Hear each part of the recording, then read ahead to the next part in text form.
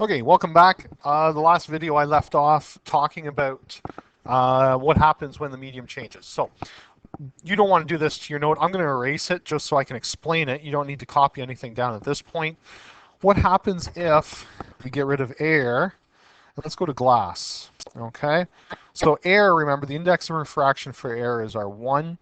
The film, I'm going to put it at, say, 1.2. And glass is usually 1.52 or greater, but I'm just going to use 1.5.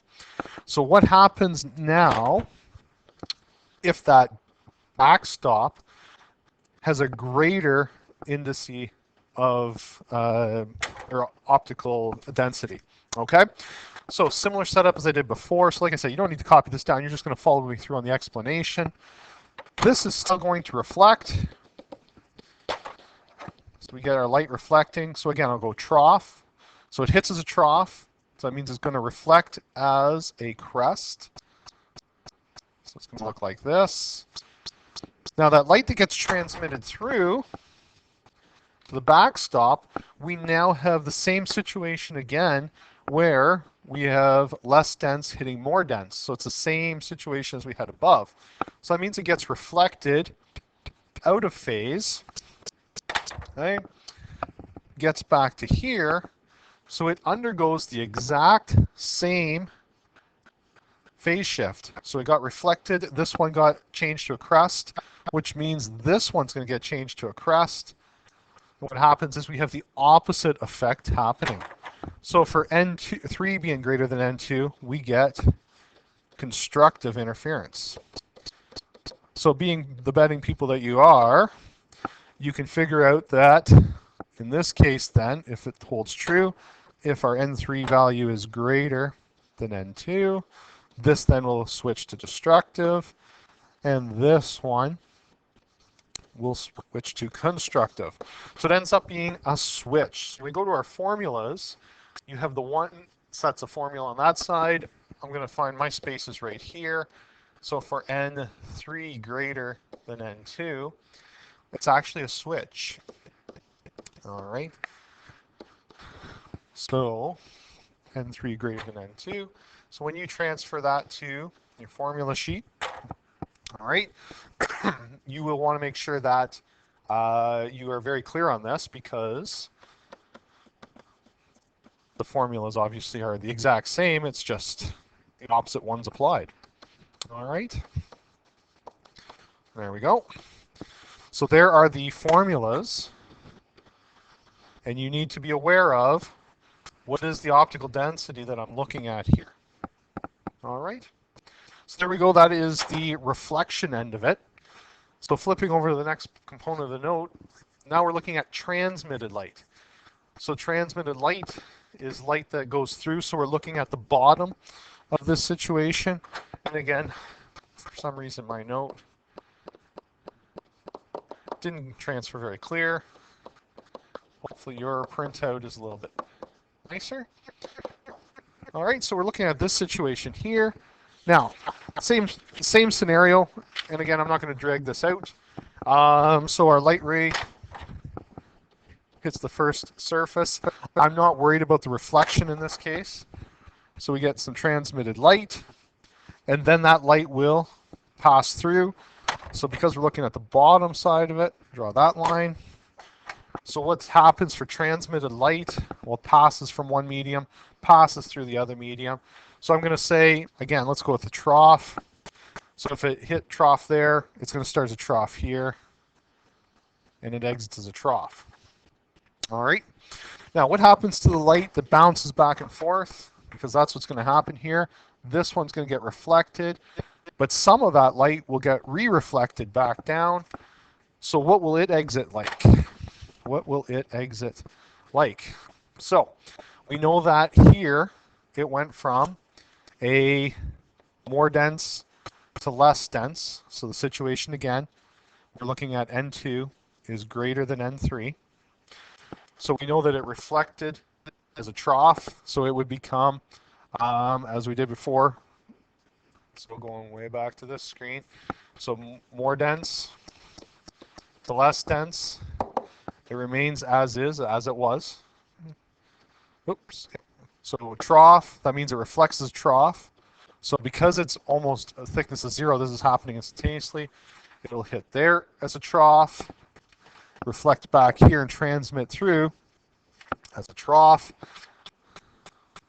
So we end up with it exiting as a trough, just a bit longer to actually occur. And because the thickness is virtually 0, it's almost instantaneous, which results in constructive interference. All right. If we move our thickness up to 1/4 lambda, light ray strikes. So some is transmitted. Just back that up a little bit. Get my starting line. So again, I'm saying it's starting as a trough. What happens to the light that gets reflected? Okay, so trough, trough. Now the only problem though, okay, and maybe I shouldn't put a trough there yet, lambda by 1/4. So that means that the light exited as a trough here, but when it got reflected, it went lambda by 4. It got reflected as whatever it was at that point, because 1/4, it'd be a nodal point, I guess. It gets reflected back, lambda over 4. So what's happened? The total travel time is half a wavelength. So it might have been a trough here, but it took so long to get back to here, it's moved over half a wavelength. So if you move from a trough halfway over, it's now a crest when it exits. So it's now destructive interference. So if N2 is greater than N3, it's destructive interference. So that phase shift is what's causing the destructive interference in this case, because it has extra travel time. In this example, I'm not going to go through it all again. This time, hit as a trough, so it exited as a trough. This one went from here to here and exited. So it went half a wavelength, which means it would have been a crest there, travels back. Well, now it's back to a trough, so it's exiting as a trough, so therefore constructive interference. Okay? So, that being said, what's our summary? So again, if we are looking at N2 greater than N3, if you want to calculate when constructive interference occurs for transmission, so this is for transmission, all right, and maybe I'm just going to clarify, you just flip back briefly in your note, so this is reflection. Want to make sure you keep these straight. Okay, transmission, the thickness formula is lambda n over 2. And again, I don't need to go over it. I can show you the why. When you change that backstop, the optical density, it flips the formula. So it becomes thickness equals lambda 2n minus 1 over 4. All right, destructive interference. So for N2 greater than N3, we get the thickness equals lambda 2n minus 1. So the formulas again will switch. N3 greater than N2, our thickness will be lambda n over 2.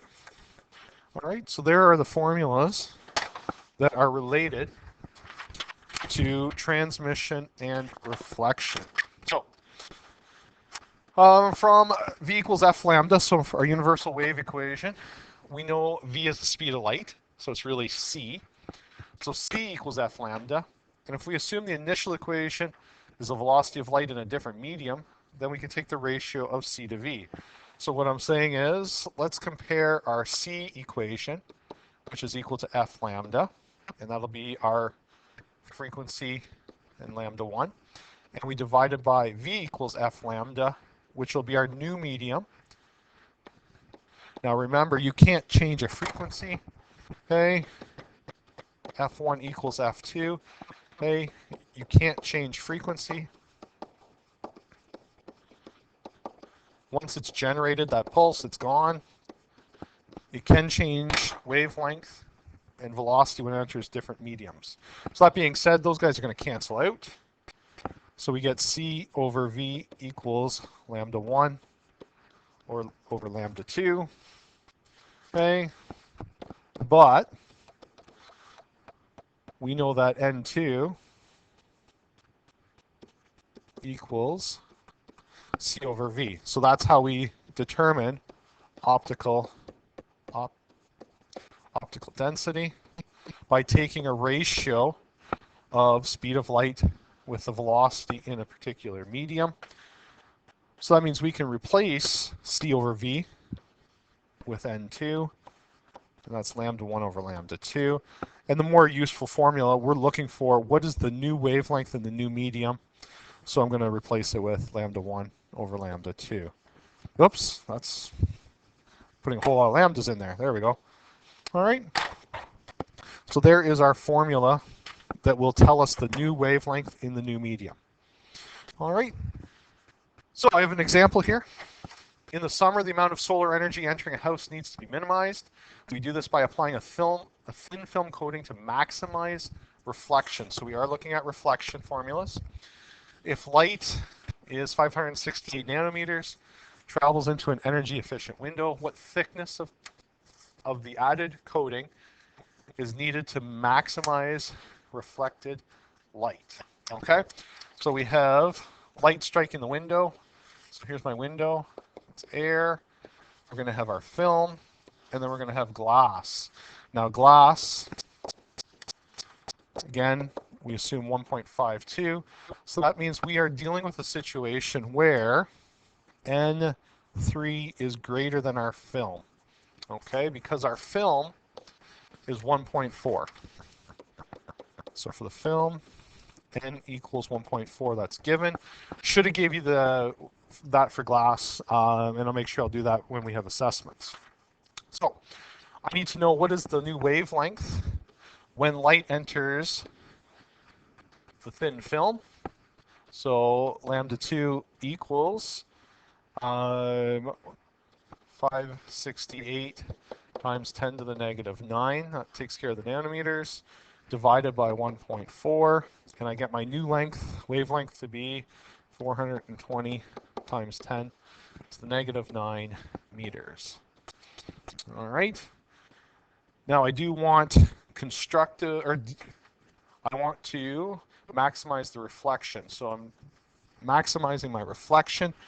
So when we go back here, and we're looking at reflection, oops, too far. Okay, I want to maximize it. So in this case, we want to have constructive interference for the reflective. We want to maximize making sure that those light rays are sent outward. So back to the example, means I'm going to do thickness equals n lambda over 2. So if I go with, I'm going to leave n for a minute. I'll talk about that in a second. 420 times 10 to the negative 9 divided by 2. That gives me 2.1 times 10 to the negative 9 n meters. So therefore, we need any multiple of 2.1 times 10 to the negative 9 meters. So I left the n in there because the textbook might say this is the final answer. However, if a company comes along and says, it's not possible to put a thin coating on there, it may have to be 3 times as thick because they can't apply it that thin. So as long as it's a multiple of that value, some integer multiple, so n has to be 1, 2, 3, etc., then that will serve our purpose. All right, because it's not always the thinnest layer that works best, because if we can't apply it that thin, it's not very useful to us. So keep that in mind as well. So there we go. There is thin film interference. If you have any questions, make sure you let me know. Good luck with the homework, and we'll see you in the next video.